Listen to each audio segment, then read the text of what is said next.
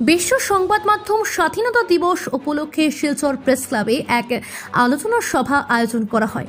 শুক্রবার শিলচর প্রেস ক্লাবে বিশ্ব সংবাদ মাধ্যম স্বাধীনতা দিবস উপলক্ষে এই আলোচনা সভার আয়োজন করা হয়।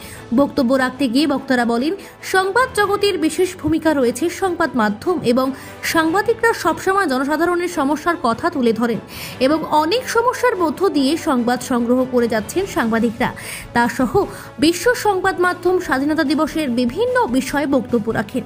এদিন উপস্থিত ছিলেন প্রেস ক্লাবের সম্পাদক শঙ্কর দে, সহসভাপতি বিকাশ চক্রবর্তী, রেশমি সিংহ, রূপম নন্দী পুরকায়স্থ, অনিমেষ হাজারিকা সহ সাংবাদিকরা উপস্থিত ছিলেন। ব্যুরো রিপোর্ট, নিউজ অবিকল।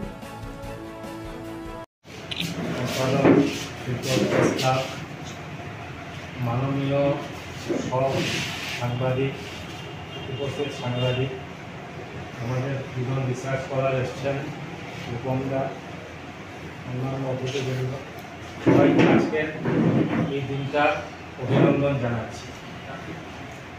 এবং সঙ্গে আমি ধন্যবাদ দিতে চাই ইউনেস্কোকে। এবারের যে থিমটা ওনারা চুজ করেছেন সেটা আমার মতে মানে এর প্রাসঙ্গিকতার কোনো সীমা নেই।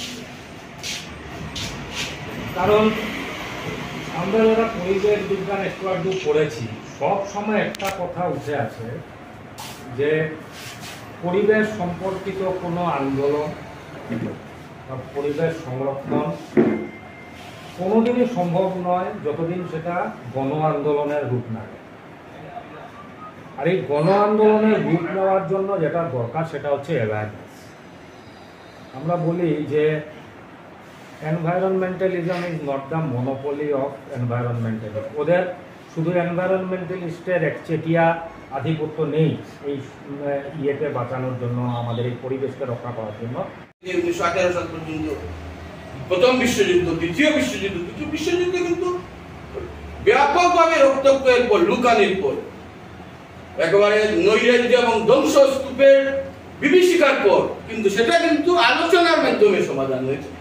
আমরা যেমন আইনি পদক্ষেপ শিলচর প্রেস ক্লাবের পক্ষ থেকে নিয়েছি, পাশাপাশি আলোচনার মধ্য দিয়ে বহু সমস্যার সমাধান হয়েছে। কারণ আমরা মনে করি যে অবশ্যই ফার্স্ট প্রেফারেন্স আমরা আলোচনাকে দেব এবং আইন দুটোই সমানভাবে চলবে, অপশন থাকবে, ওপেন থাকবে সেই হিসেবে। এবং আজকেও আমরা সুজিত কুমার চন্দ্রকে পাশে রয়েছি, তিনি আইনি পদক্ষেপ নিয়েছেন।